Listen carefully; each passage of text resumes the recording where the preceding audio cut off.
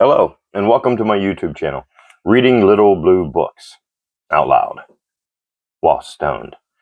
In this video, we're going to do part 2, or chapter 2, of Little Blue Book, number 1127, titled Christianity and Slavery, written by Joseph McCabe, copyright 1920s. So, here we go. We need chapter 2. Find the page here. There we go. Chapter 2. The Gospel and the Slave. I have amply proved the first of the 4 points which I set out to substantiate.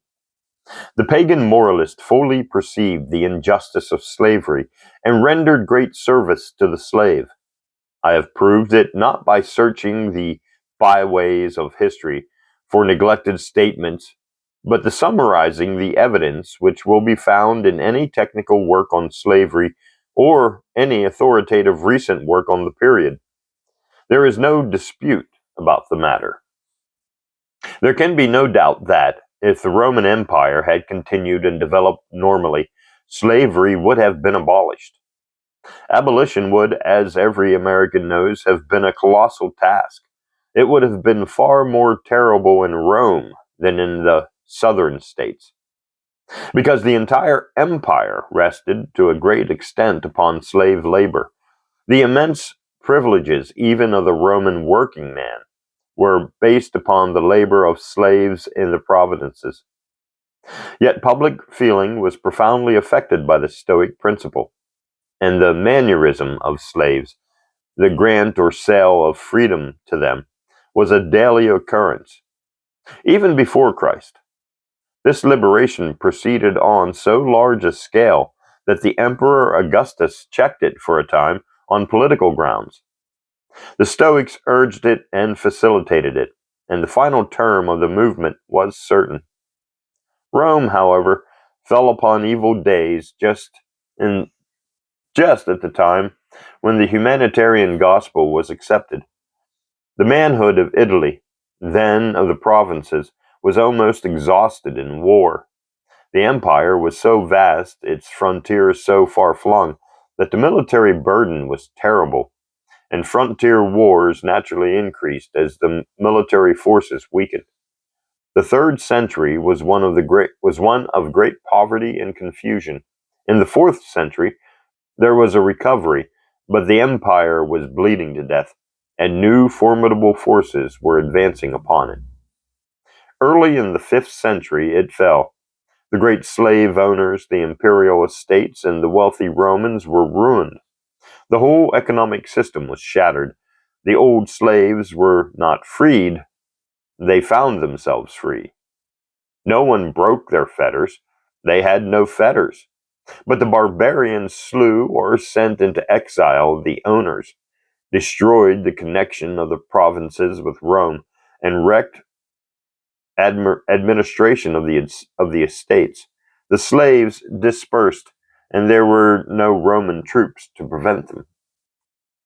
Thus, we can write the history of ancient slavery without any reference to Christianity. If it were not for this religious controversy, which perverts the facts of history, the Christian religion would hardly be noticed in any complete and impartial study of Roman slavery. All that would be noted would be that some of the Christian emperors of the 4th century issued edicts about the condition of slaves, though they are, as we shall see, much less important than the great measures of the pagan emperors. It would then be recorded that the new Christian masters of Europe, petty princes, bishops, abbots, and landowners, continued to use slave labor, but it was comparatively easy to deal with this new kind of slavery, and Christendom, tardily recognizing a little of the Stoic ethic, turned it into serfdom, which would have horrified the Stoics. How, then, has this persistent belief that Christianity broke the fetters of the slave originated and been maintained? Naturally, in the same way as the belief that the church emancipated women. It is a quite modern belief. Until recent times, nobody cared two pins about the social services of religion. Its business was to save souls. When men could no longer be prevented from attaching importance to social interest, however, the cries arose that religion was just the thing to serve us.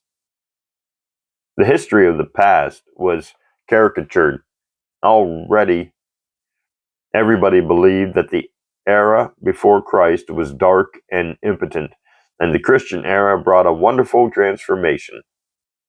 Part of this transformation, it was now said, was the uplifting of women, the emancipation of the slave, the opening of schools, the purification of morals, the beginning of charity, and so on. Neither preachers nor their hearers read the facts of ancient history. Let us see for ourselves, as usual, what is there in the Bible that even tends to discourage or condemn slavery. Not a word from cover to cover.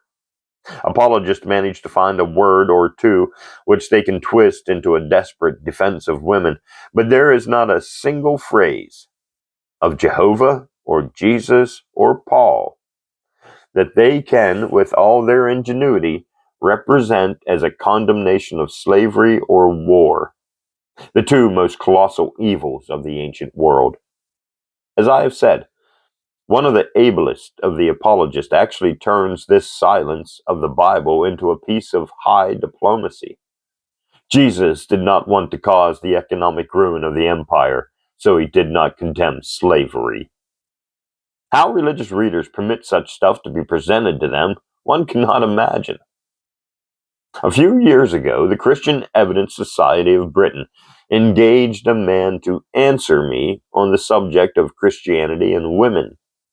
The paltry little booklet he produced was, of course, no answer at all.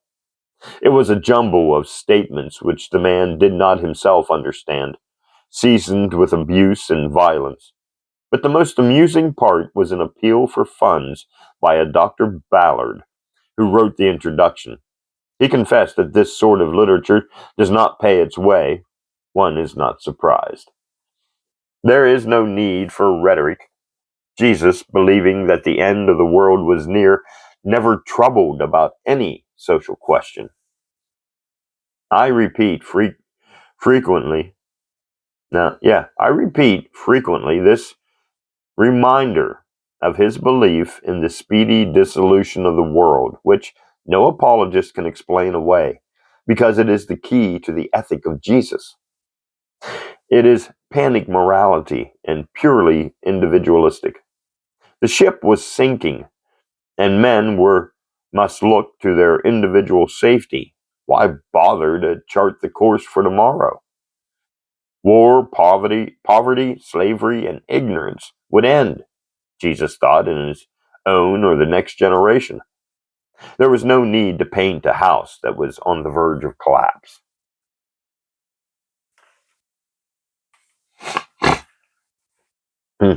Pause for a drink.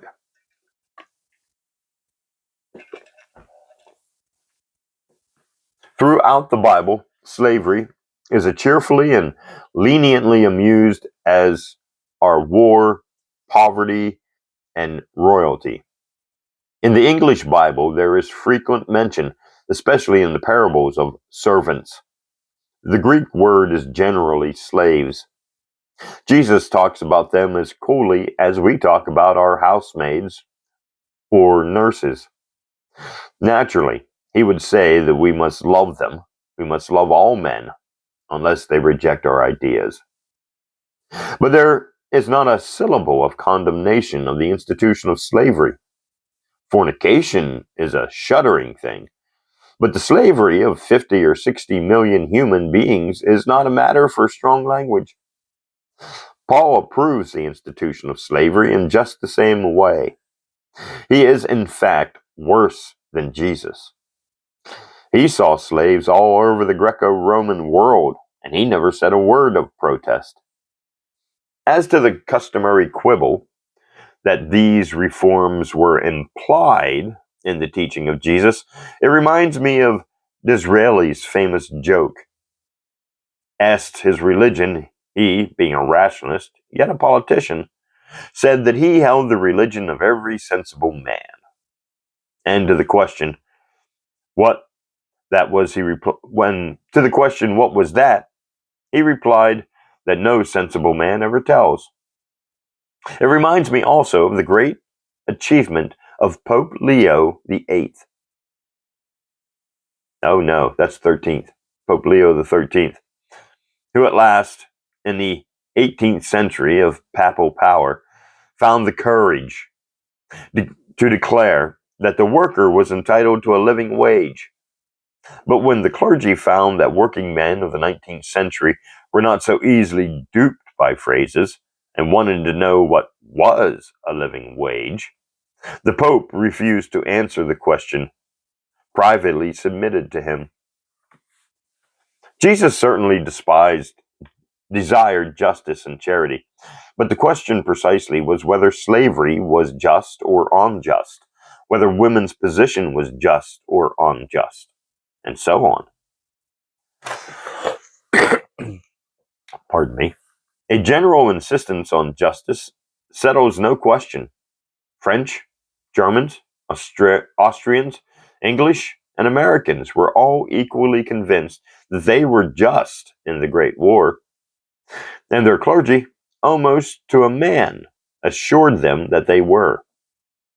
In an industrial dispute, both sides claim that they are just, and it is like blowing tobacco smoke upon a fire for the clergy to talk to them of justice. But we need not linger here. The teaching of Jesus slowly spread over the Greco-Roman world, we are told, without proof, of course, that it was particularly attractive to slaves. However that may be, its supreme representatives, its most learned expositors, its most saintly and fearless interpreters saw slavery everywhere. Did they denounce it? Here is another historical truth to underline. For 800 years, no Christian leader condemned slavery. And here is one of the Roman Catholic. No pope ever condemned slavery. In Rome, the Pope saw more slavery than in any other city in the world. The life of Rome was based upon the labor of millions of slaves in the provinces. All the dreadful things quoted about pagan slavery are the Roman writers, and no Pope ever uttered a syllable of condemnation of slavery. Negative statements are a little dangerous. I borrowed this statement, that no Christian writer condemned slavery until the 9th century, from Ingram's Slavery and Serfdom, which is the best authority on the subject. Then I waited for the reply.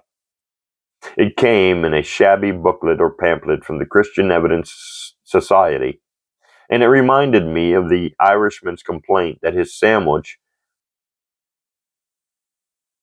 that was there. Okay, I'm going to have to reread this. And it reminded me of the Irishman's complaint that his sandwich, that there was so much mustard for so little mate. 1920s. What do you expect? In quite a fury of righteous indignation, the clerical writer exposes my lies to the contempt of the Christian world. He had found, or he confessed that some industrious theologian had found for him, one Christian condemnation of slavery in those 800 years. Now, I did not profess to have read every page of every Christian work for 8 centuries. I know the Menage collection of this literature as well as anybody, and have spent in all many weary months over it. But it was fair to assume that theologians would long ago have quoted Christian condemnation of slavery, if there were any, and none had appeared. The great search now yielded a sort of condemnation of slavery in a work ascribed to Gregory of Nicaea, one of the least influential of the fathers. Wow, that was a mouthful. How I would have treasured that solitary gem, but alas, it was spurious. The authorship of the work is disputed, and the author, whoever he is, does not so much condemn slavery as an unjust institution, but attacks all holding of property, including slaves. The Christian would find a sense of humor more valuable than many prayers. For more than 800 years, all Christendom was silent about slavery, except that some unknown monk, the writer seems to be a monk, attacked the possession of slaves and of all other property. Then you are told, even by H.G. Wells, that Christianity abolished slavery. Surely it is a matter for one's sense of humor. I have said that the Christian, or more or less Christian, emperors improved the lot of the slave. Not one of them spoke of it, as the great lawyers Alpinian and Florentinus, or the philosophers Plutarch and Dion, mere Stoics, these were, had done. Ambrose, Jerome, and Augustine were as silent as John Chrysostom Clement or Alexandria and Cyprian. In point of fact, what the Christian emperors did was slight, and it was generally in the interest of the church. Not a word was said by any pope or bishop or saint about the remaining serious hardships of slaves. They could not marry. They could, unlike free men, be tortured to get evidence, and they could be burned alive for false charges against their masters. Constantine even abolished some of the reforms. He again allowed parents to sell their children into slavery and permitted the finder of an exposed child to enslave it. Oh, love those Christians. And sell it as a slave. He passed a brutal law that if a Christian woman had intercourse with one of her slaves, both should be put to death. Man, that Christian love is just crazy, isn't it? The Emperor Gratian, who at episcopal orders began the persecution of the pagans, is said by Mr. Brace to have passed an excellent law setting free slaves who gave evidence against those guilty of certain capital offenses. Do Christian apologists ever tell the truth? The truth is that Gratian passed a new law freeing any slave who denounced his master for treason. Pardon me. But condemning him to be burned alive, a piece of savagery unknown in Rome, if he brought any other charge. Brace equally misrepresents the reforms of Theodosius and Justinian. He says that Justinian allowed slaves to contract a kind of marriage. Wonderful, isn't it?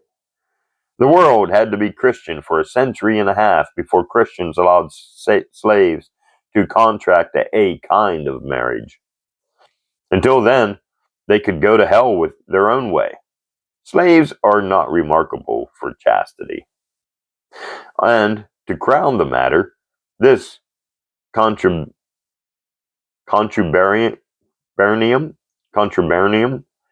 which Justinian, who had married a notorious prostitute, permitted, was not marriage from the Christian point of view, as Dean Milman says in his History of Latin Christianity. The church did not recognize or bless the marriages of slaves until the 9th century. One would have thought it would be at least have looked after their souls. What amazes one is the cool effrontery of the modern claim for early Christianity. Did it admit slaves to its ministry? No, said Leo the Great, the most religious pope of the 5th century. They must not be admitted, lest the sacred ministry be polluted by the vileness of their association. The Council of Chalcedon had said the same thing. Did it allow slaves to marry free men or women? On the contrary, it forbade such marriages under the direst penalties. In the new Christian order of the 6th and 7th and 8th centuries, the slave witness was still tortured. The slave accused of a crime was judged by a special procedure. The female slave was held so low that intercourse with her was not adultery in law. The children of slaves remained slaves. The only thing claimed by any serious writer is that the church encouraged owners to free slaves. So had the Stoics done, and owners had long ago found a free worker more profitable than a sullen slave. For a time, the church encouraged mannerisms because it turned the slave into a free Christian. When all were Christians, churchmen were not so eager. The Catholic historian Mortori finds that the monasteries which had large bodies of slaves very rarely freed them. The conversion of slavery into serfdom was in fact a very slow economic process. The destruction of the old system of slavery is clear enough. The entire economic system on which it was a part was destroyed. A man in Rome could no longer control 1,000 slaves in the provinces. If anybody freed the Roman slaves, it was the barbarians. Once the actual destructive movements of the barbarians were over, Europe settled down in a new and half-barbaric economic system. Teutonic chiefs became princes, dukes, and counts, controlling large territories. A new brood of landowners grew. Monasteries multiplied. I nearly said miraculously, but there was no miracle. The fat, easy life attracted myriads of serfs and slaves, and they had gangs of real slaves to do the work for them on the estates given them. They had no taxes, no military burdens. Moreover, poverty was so great in the desolated continent that men everywhere sold themselves or their children into slavery. Lecky holds that in the Christian Europe of the 6th and 7th centuries, there were more slaves than there had been in the pagan Roman Empire. The Catholic historian Guzot says that in the 8th and 9th centuries, the church consisted of a population of slaves. We'll pause there for hydration.